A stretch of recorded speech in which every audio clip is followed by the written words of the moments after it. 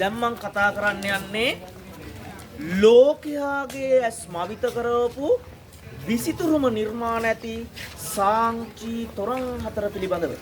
මේ තොරන් 4 යුනෙස්කෝ සංවිධානයෙන් ලෝක උරුමයක් කරලා තියෙනවා. දැන් හිතෙන්න පුළුවන් ලෝක උරුමයක් කරපු දෙයක් එහෙනම් මේ අවුවට වේලෙන් අරින්න වැස්සට දෙමින් අරින්න මොකදයි කියලා හිතෙන්න පුළුවන් නේද? ඒකට හේතුව තමයි මේ නිර්මාණ මේ කැටයන් කරලා තියෙන අවුවට වැස්සට ඔරොත්තු දෙන විදියට. මේ ආවරණය කරා නම් ආවරණයක් තියෙන්න එපයි. දැන් යාලා ආවරණය කරන්න යන්නේ නෑ මොකද ආවරණය කරන්න ගිහලා මේ කැටයන් මේ නිර්මාණ විනාශ වෙයි කියලා. මෙන්න මේ සාංචි තොරන් 4 පිළිබඳව ලංකාවේ ඉස්කෝලවල වල ඉතිහාසය සහ චිත්‍ර කරන ළමයින්ට උගන්වනවා. මේ තොරන් 4 නිර්මාණය කරලා තියෙන ගල්වල කැටයන් කරන කැටයන් කරුවන් නෙමෙයි රජමාලිගාවේ ඇද්දලවල කැටයන් කරන කැටයන් කරුවන් තමයි මේ නිර්මාණ කරලා තියෙන්නේ. මේකේ ප්‍රධානත්වය අරන් තියෙන රජතුමාගේ කලා මණ්ඩලයේ හිටිය ප්‍රධානිය ආනන්ද කියන කලාකරුවෝ තමයි මේකේ ප්‍රධානත්වය අරගෙන තියෙන්නේ. එයාලගේ විස්තර ඇතුළත් සෙල්ලිපිය තමයි අන්නර වැටේ අර තියෙන්නේ. ඒක සාංචි විශේෂ සෙල්ලිපියක්. මේ තොරන් 4 හදපු නිර්මාණ කරුවන් තෝරගෙන තියෙන හරි අපූර්ව පරීක්ෂණයකින්. එයාලට දීලා තියෙනවා මුළු ත්‍රිපිටකයම හදාරන්න අවස්ථාවක්. මුළු ත්‍රිපිටකයම හැදෑරුවට පස්සේ තව කාලයක් මහරහතන් වහන්සේලාගේ ඇසුරේ තියලා තියෙනවා යාළගේ ආධ්‍යාත්මික සුවය සහ මානසික සුවය හදන්න. මොකද මේ වගේ සියුම් නිර්මාණයක් කරගෙන යනකොට හයියෙන් මිටිපාරක් හරි වැදුනොත් මොකෝ වෙන්නේ? සම්පූර්ණ ගල් කණුවක්ම අයින් කරන්න සිද්ධ වෙනවා. අන්න ඒක නිසා තමයි ආධ්‍යාත්මික සුවය සහ මානසික සුවය හදන්න මහරහතන් වහන්සේලාගේ ඇසුරේ කාලයක් තියලා තියෙන්නේ. අන්නේ පරීක්ෂණ දෙකම සමත් වුණාම තමයි කටුවයි මිටියයි අතට දීලා තියෙන. එතකොට හරි අපූර්වට යාලා මේ නිර්මාණ කරගෙන යනවා. මොකද පොත්වල පිටු පෙරලා නෙමෙයි නිර්මාණය කරන්නේ. හිතේ තියෙන කතාව චිත්‍රයට නගන්නයි තියෙන්නේ. ඔයත් බලන්න මේක පුංචි 4S කොටුවක් ඇතුලේ ඔයත් තම් පොත් පිටු 100ක් 200ක් කියලා ගන්න සම්පූර්ණ ජාතක කතාවක් මේ කොටුවක් ඇතුලේ නිර්මාණය කළ තියෙනවා. එහෙම නිර්මාණය කරන්න හේතුව තමයි අඩු වේලාවකින් වැඩි දැනුමක් ලබා ගන්න. මේ තොරන් 4ෙම තියෙන බුද්ධ චරිතයන තොරතුරු පමණයි.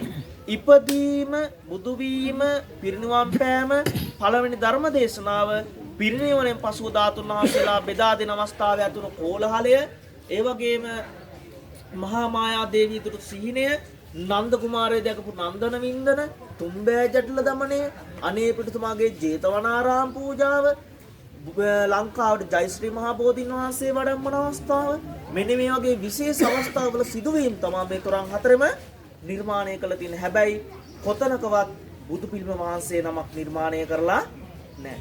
හේතුව තමයි මේ තොරන් කලා නිර්මාණය වෙනකොට බුදු පිළිම කලාවක් මේ ධම්මදිව ಭಾರತයේ තිබිලා නැහැ. දැන් හිතෙන්න පුළුවන් මේ වගේ සියුම් නිර්මාණයක් කරපු අයට බුදු පිළිමයක් නිර්මාණය කරනවා කියන්නේ මහා වැඩක් නෙවෙයිනේ. ඒක යාළ කරන්න ගිහිල්ලත් නෑ. මොකද ඒක කරන්න ගිහලා චූටි හරි වැරදීමක් වුණොත් යාළට ඒක දෝෂයක් කී කියලා යාළ බය වෙලා තියෙනවා. ඒ නිසා බුදුහාමුදුරුව වෙනුවට යාළ නිර්මාණය කළා තියෙනවා උන්වහන්සේ පරිහරණය කරපු දේවල්. ඒ කියන්නේ වජ්‍රාසනය, ආසනයේ මත බෝධිය, ආසනයේ මත ධර්ම චක්‍රය වගේ දේවල් තමයි බුදුහාමුදුරුව වෙනුවට නිර්මාණය කළා තියෙන්නේ.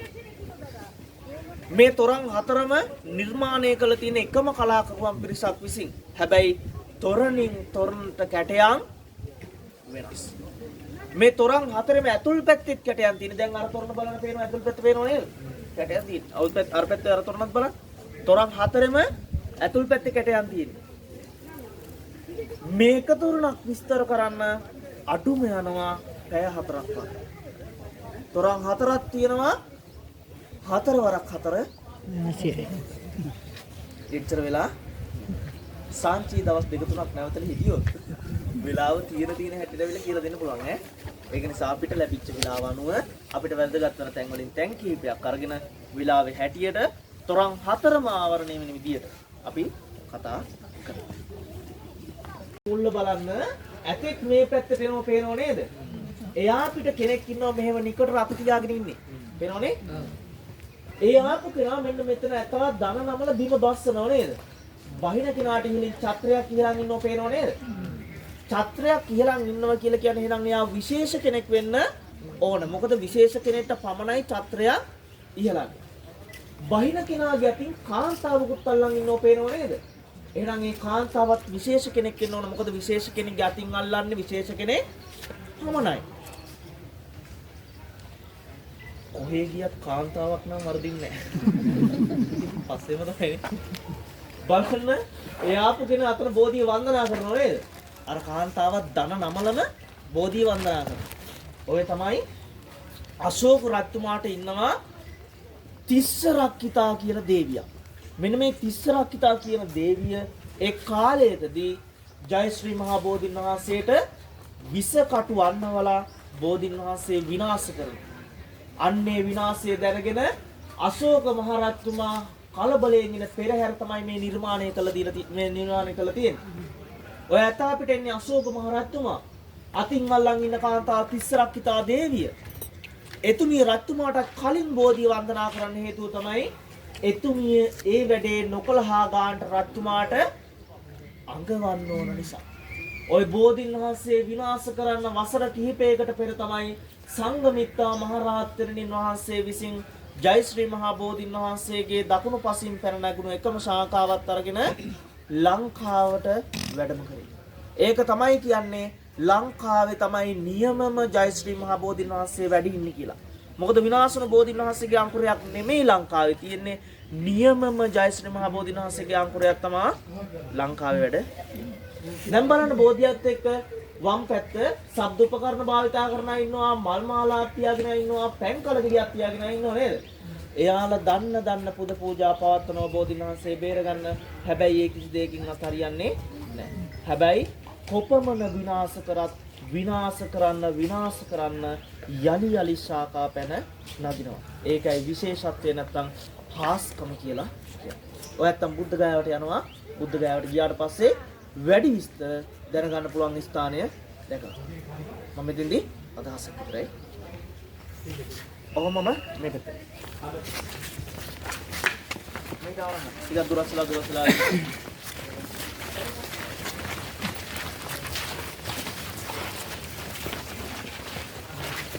හරි.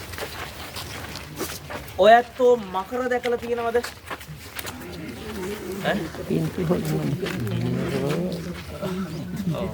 චිත්‍ර වලින් දැකලා තියෙනව නේද? අර පරණ විහාර ගෙවල් වල ඇතුළට ගියාට පස්සේ දැකවෙන්ද මකර තොරන් තියෙන්නේ? සිරිපද කියලා කියනවද? මොකෙන්ද ඇතුළේ නේ? ඒක ඉතින් රැට යන හින්දා වැඩි පේන්නේ නැහැ. ඔව් හරි කොහොම හරි කමන්නේ මකරෙක් මවා ගන්නකො ඉතින් ඈ. ඒ මකරා කියන්නේ ජීවමාන සතෙක්ද? එහෙනම් මනක් කල්පිත සතෙක්. ඒ මකරා හැදුන හැටි දන්නවද? ඈ දැන් මම මකරා හැදුන හැටි කියලා දෙන්න තමයි හදන්නේ ඈ. මෙන්න මෙතන ඉන්නව මකරෙක්. මේ ඉන්නේ මකරෙක්. ඒ මකරා හැදෙන්නේ මෙන්න මෙහෙමයි. ගජේන්ද්‍ර හස්තක් පෘතසීහ පාදක් කරාල දන්ත හනුමන්ත නේත්‍ර වරාහ කරන ග්‍රදමච්ඡ දේහ විචිත්‍ර පත්‍රම් මකරස්ස භාවක්. ගජේන්ද්‍ර හස්තක්. ගජ කියන්නේ කාටද? ඇතා අලියා. එයා අත විදියට පාවිච්චි කරන්නේ මොකක්ද? හොඬවැල. මෙන්න හොඬවැල තියෙනවා ඈ. කෘත සීහ පාදක්. සීහ කියන්නේ කාටද? සිංහයට. පාද කියනවා කකුල් වලට. සිංහයගේ කකුල් මේ. කරාල දන්තක්. කරාල කියන්නේ කාටේ? කරාල කියන්නේ කිඹුලට. දන්තක් කියනවා දත් වලට, කිඹුලගේ දත් මේ. හනුමන්ත නේත්‍ර. හනුම කියන්නේ කාටද? වඳුරා. නේත්‍රක් කියනවා ඇස් වලට වඳුරගේ ඇස් මේ. වරාහ කරනක්. වරාහ කියන්නේ කාටද? ඈ වරාහ කියන්නේ සංස්කෘත භාෂාවෙන් ඌරට. කරණක් කියනවා කනට, ඌරගේ කනමෙන්. ග්‍රද මත්ස්‍ය දේහ. ශරීරයත් එක්ක හදවත මාළුවගේ වරල් මෙන්න. විචිත්‍ර පත්‍රම් මකරස්ස භාව. ඔන්න මකරගේ ස්වභාවය. මං අහන්නේ මෙතෙක් කල් මකරා දැකලා තිබ්බට මකරා හැදුන හැටි දැනගත්තේ අද විතරයි. ඒකටත් ඉතින් සාංචි මෙන්න උනා. ඔන්න එහෙනම් අද ඉඳන් මකරෙක් දැක්කොත් ඒ මකරා හැදුන හැටි මතකේ තියෙන්න ඕන. එතකොට ඉතින් මේ මකරත් මතක් වෙයි. සතෙක් වෙන්නේ නැහැ. සසරේ බියකරු භව පෙන්වන්න නිර්මාණකරුවන් විසින් කරපු නිර්මාණයක් තමයි මේ මකරා කියලා කියන්නේ. අන්නේ මකරගේ කටින් මෙන්න මෙහෙම දියවැලක් නික්මිලා එනවා පේනවද? අන්න අර පේකඩේ ගාවින් తాවකාලික එක අවසන් වෙලා තියෙනවා. තව උඩ යනවා. తాවකාලිකව තමයි ඔය අවසන් කරලා තියෙන්නේ. ඒ යන දියවැලේ තනින් තන නෙළුම් මල් පිපිරෝ මෙන්න මේ බලන්න රතන උඩ මල් පර වෙලා නටුවෙන් ගිලිහිලා වැටෙන අවස්ථාව පෙන්වලා තියෙනවා. මලක් පිපෙනව නම් කලක් පවතිනව නම් පර වෙලා වැටෙනව නම් මොකක් ගැනද මේ කියන්නේ? ඒක තවදුරටත් කිව්වොත් උප්පාද ඉතිති භංග ඇති වෙනවා පවතිනවා නැති වෙනවා. එහෙනම් මේ අපේ ජීවිතේ අනිත්‍ය ගැන කියන කතාවක් තමයි මේක ඇතුලේ තියෙන්නේ. දැන් එහෙනම් අන්නේ කතාව අහගන්න. කවදාවත් සාංචිය අමතක නොවේ.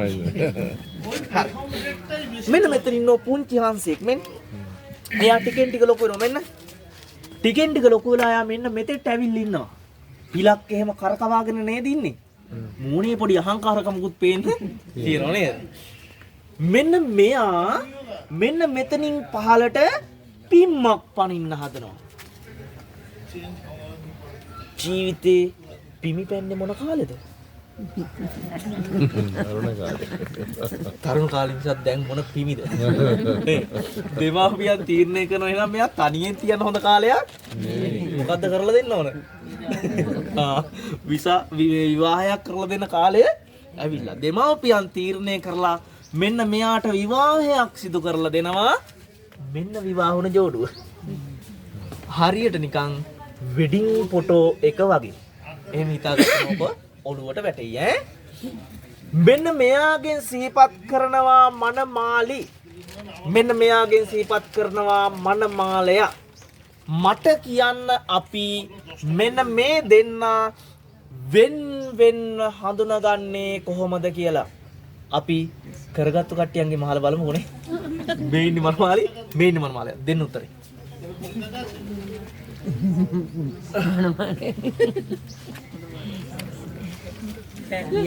පැත්තාන නේ යටත්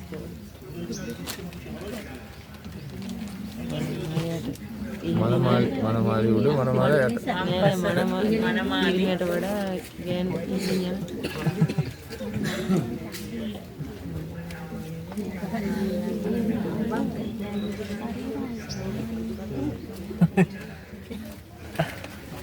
හරි.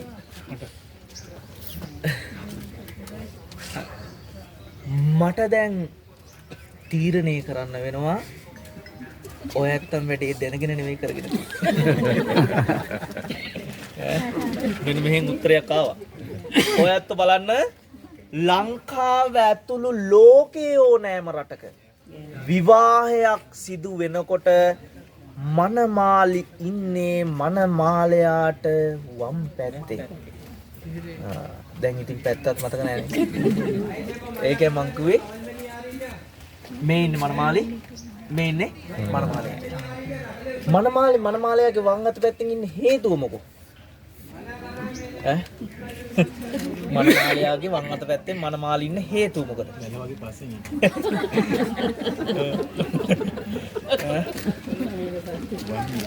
පිරිමියාගේ ජීවිතේ ශක්තිමත් නැති පැත්ත තමයි වම් පැත්ත කියලා කියන්නේ. මනමාලි ඉන්නේ මෙන්න මෙහෙම කියාගෙන. මම එන්නේ ඔයාගේ දෑතම ශක්තිමත් කරන්න කියලා. ටික කාලක් යනකොට තමයි වැඩේ තේරෙන්නේ. ඔස්සලගේ පැස්සේ යන්න මේ කියාවේ මගේ තිබිච්ච අතත් නැති කරන්න දැයි කියලා අපේ මහත්තුරුන්ට හිතනවාර නැතුවාම ඒව අපැත්තේ ගින්න ඒකට තව ඕන තරම් උදාහරණ තියෙනවා. ඒව කියන කාලේ නෙමෙයි පස්සේ දවසක ආවොත් කියලා දෙන්න. මේ දෙන්නාගේ විවාහ ගමනේ ආරම්භය දැන් අන්න ඉස්සෙල්ලා කියන්න ඕන. මේ මට ඇහුණා සයිස් වලුත් කියන. නේද? සයිස් වලින් කොහොමද තෝරන්නේ? සයිස් වලින් තෝරන්නේ කොහොමද? පිටිමුට්ට සයිස් එකක් තියෙනවා නේ? පුවක්ගසගේ කිව්සේවත් ඉන්න නිසා සයිස් වලින් තෝරන්න බෑ හොඳේ. හරි. මේ දෙන්නාගේ විවාහ ගමනේ ආරම්භය අන්න රතන උඩ හොටට හොට තියාගෙන ඉන්නවා. ඒ තමයි විවාහ ගමනේ ආරම්භය. මේ දෙන්න ළමයි ලපටි හදාගෙන එයාලට කන්න බොන්න දීලා උස්මහත් කරගෙන එයාලා යවන්න ඕන තැන් වලට චවලා මෙයාලගේ ජීවන ගමන එහෙම ගෙවිලා යනවා. කාලය ගෙවිලා යනවා. එයාලගේ ජීවිතය යාල සැඳෑ සමයට ලං වෙනවා. මොකද්ද මේ සැඳෑ සමයට ලං වෙනවා කියලා කියන්නේ? වයසට යනවා කියන එක නේද? ඒ කියන්නේ 60 දශකයට ළඟා වෙනවා කියන එක නේද?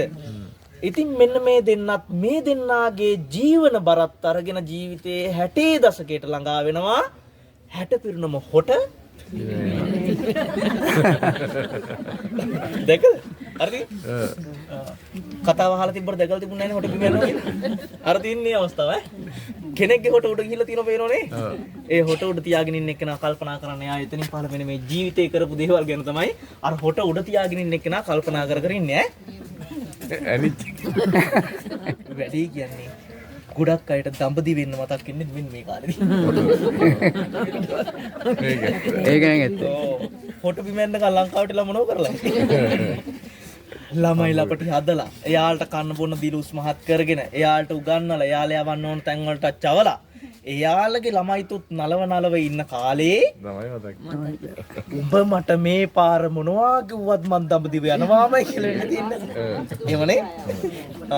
ඇයි එහෙම වෙන්න හේතුව? දැන් වර්තමානයේ දෙමව්පියන්ගේ නිදාස ළමයින් විසින් නැති කරලා තියෙන්නේ. ඔයත් ළමයි ලපටි හැදුවේ මෙච්චර සැප තියෙන කාලෙක නෙමෙයිනේ. මීට වඩා දුක් විඳ නේද? එහෙම කියලා ඔයත්ගේ ළමයි ලපටි වෙන කාටවත් බලා ගන්න දීලා තියෙනවද? දැන් මොකෝ වෙලා තියෙන්නේ? ළමයි නලවන්න වෙලා නේද තියෙන්නේ? එයාලා නාවන්න ඕන, කපන්න ඕන, පොවන්න ඕන, ඉස්කෝලවල මොන්ටිසෝරි වලට, පන්ති වලට මේ හැම දෙයකටම අම්මටයි තාත්තටයි තමයි දුවන්න සිද්ධ වෙලා තියෙන්නේ. ඒ දේවල් හරියට උන් නැති වුණාට පස්සේ ළමයින් විසින් මොකද කරන්නේ? අම්මයි තාත්තයි දෙන්න දෙපැත්තකට කරගන්න ඕනේ නේද? දැන් මෙතන මේ දෙන්න ලං වෙලා හිටියට අර අතන උඩ දුරස් වෙලා ඉන්නේ. ඒ දුරස් වෙච්ච පරතරෙන් මට පේන්නේ මෙහෙමයි. පුතාලයි ගෙදර අම්මා දූලයි ගෙදර තාත්තා. මට පේන්නේ මේ ඈ. එතනිනුත් ඒ වැඩේ හරියට උන් නැතුණාට පස්සේ ළමයි විසින් මොකද කරන්නේ? අම්මයි තාත්තයි කොහෙට ගෙනින් දාන්නේ? මහලුමට උඩරි අනාථ නිවාසයට ගෙනින් දානවා.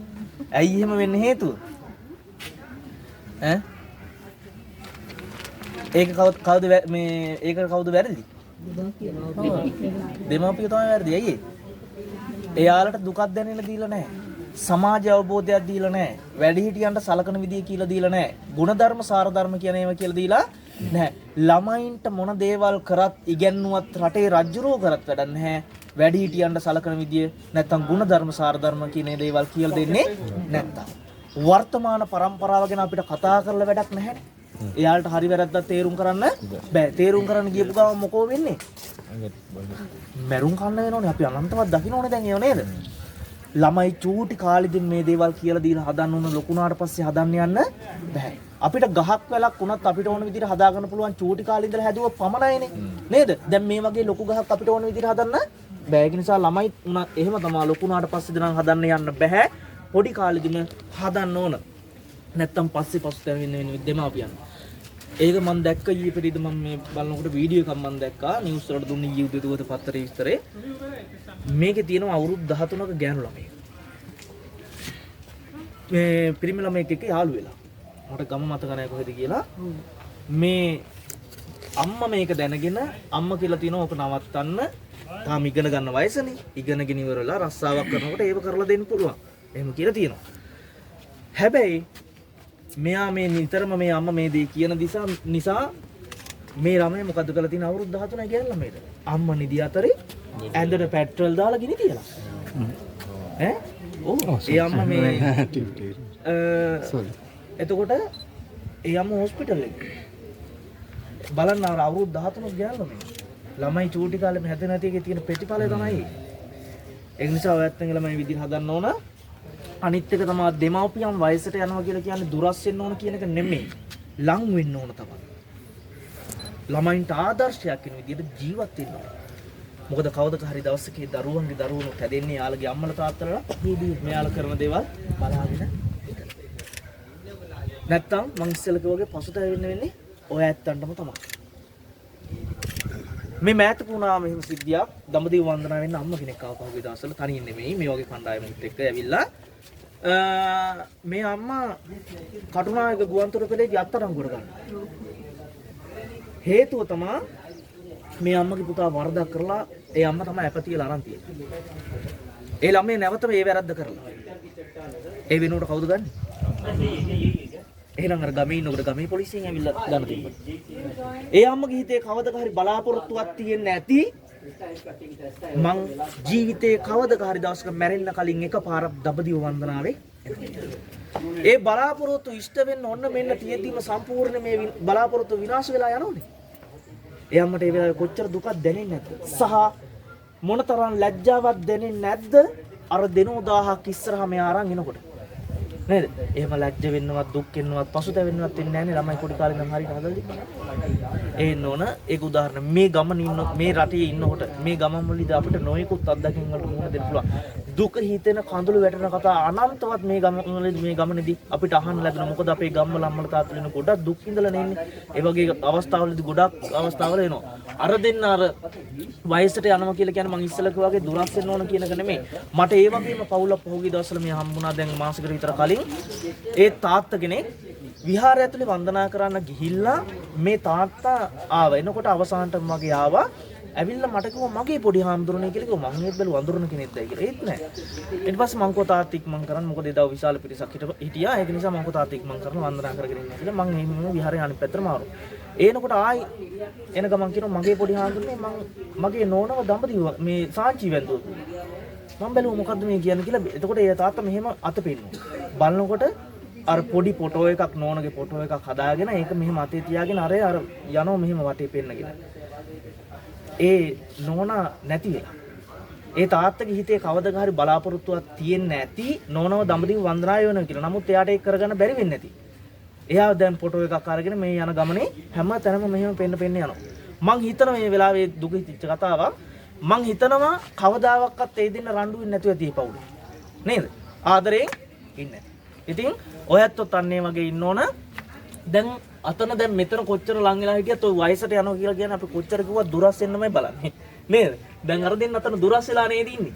ඒ දුරස් වෙච්ච එක මම තව කතාවකින් කියන්නම් ඈ. මෙන්න මේ දෙන්න විවාහ වෙච්ච අලුත. මේ විවාහ වෙච්ච අලුත මහත්තය කියනවා නෝනට තීකක් හදන්න කියලා. සොඳුරු වදන් දෙක තුනක් කියන නැති. එහෙම කියලා තීකක් හදාගෙන කියලා කියනවා. නෝනත් කුස්සියට ගිහිල්ලා හොඳට වතුර එකක් උණු කරලා ට්‍රේ එකක් තියලා පීරිසියක් තියලා අර ට්‍රේ එකට කන්න මොන හරි තියාගෙන හොඳ කෝප්පෙකුත් තියලා ගිනි ගින්දරට තේ එකක් දාගෙන අරගෙන අරන් ඇවිල්ලා මහත්තයට දෙනවා. මහත්තයත් මේකේ භාගයක් පිළිතුරු ටික නෝනට දෙනවා නේද? මම මේ මෙතන වෙන කතාව අරගෙන ඔන්න 60 දශකේ. ඔක වෙනස් කරන්නේ නැහැ. එහෙමම අරගෙන. ඒ කාලේ මහත්තය කියන නෝනට තේ එකක් හදන් එනවා කියලා ටිකක් උස්සනින් කියන්නේ.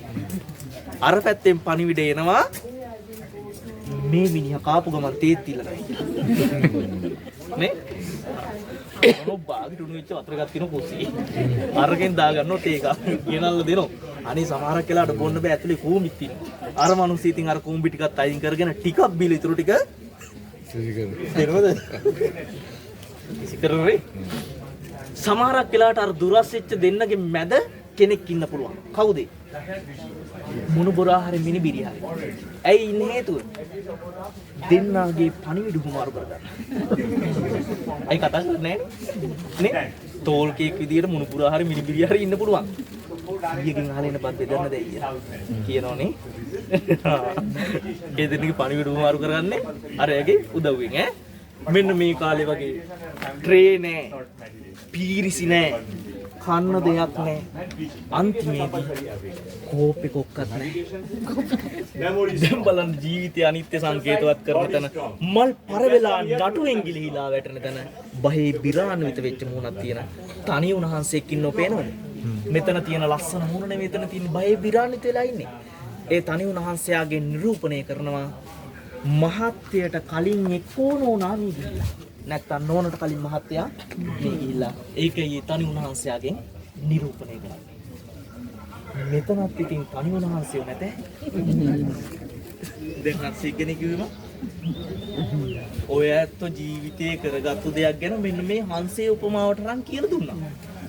මම දන්නවා මේ කතාවේ කොහේ හරි තැනක ඔය ඇත්ත නැවතෙන්නේ නැති කියලා. මම මේ කතාව එහෙම කියාගෙන යනකොට මේ කතාව ඇතුලේ ලතැවුණු ජීවිතත් මම ඔයත්න්ගේ මූණු වලින් දැක්කා. මේ කතාව නම් කරලා තියෙනවා ජීවන ලතාව කියලා. ඇති. තල බහිරයි. මට යාපෙන්න.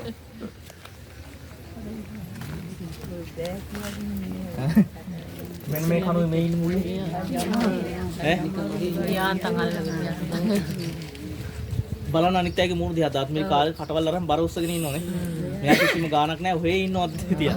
ඔන්න වගේ කෙනෙක් ඔයාලගේ පවුල ලෙඩියක් හොඳටම ඇති. නේ? බෙදාගත්තු බත් එකවත් කරන්න නිදහසක් නැහැ.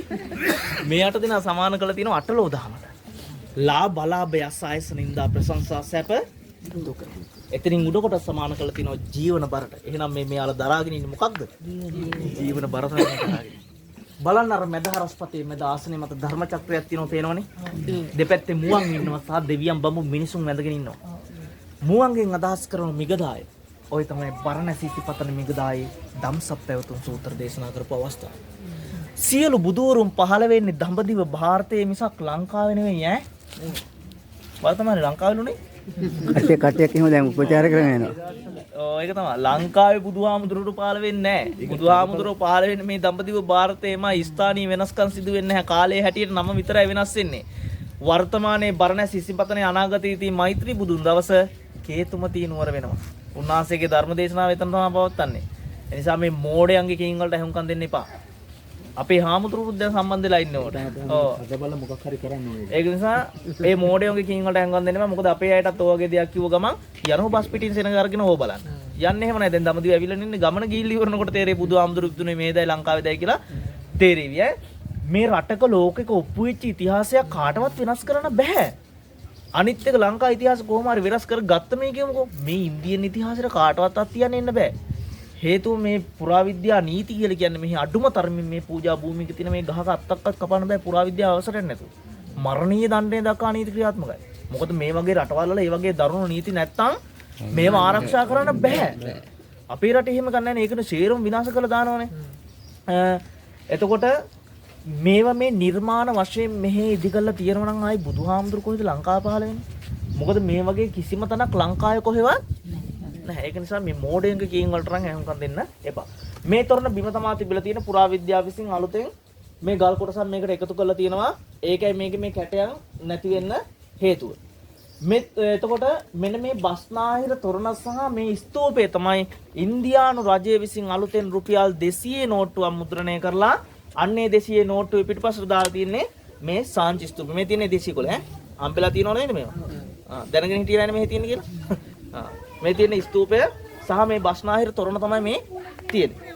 පස්සේ 200 කොළයක් තිබ්බොත් අරගෙන බලන්න මේක නම් දෙන්න බෑ. හරි. කොහොම නිසා මෙතන සෙරපු දාන්න කමන්නේ ඇතුළට යන්න. අනිත් එක තමයි අර මං කිව්වා අර යතුරු දෙකක් තියෙයි කියලා. ඒක යතුරක් තියෙන අර මෙතන හිටපු කියලා තමයි ඒක. හරි.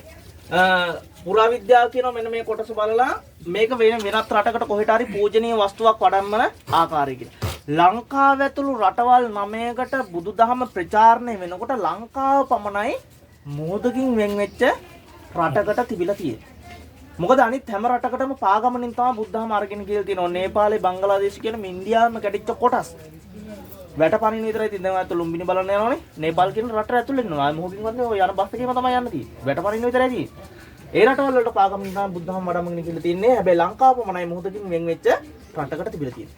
අපි ඉතිහාසයේ මහාවංශයේ සඳහන් කරලා තියෙනවා ජයශ්‍රී මහ බෝධින් වහන්සේ ලංකාවට වඩම්මන අවස්ථාවේ මුහුදු රළ මතින් නෙළුම් මල් පිපි ප්‍රාතිහාරය බෑවා කියලා. දැන් බලන්න මේ පෙන්නලා තියෙන මුහුදු රළ.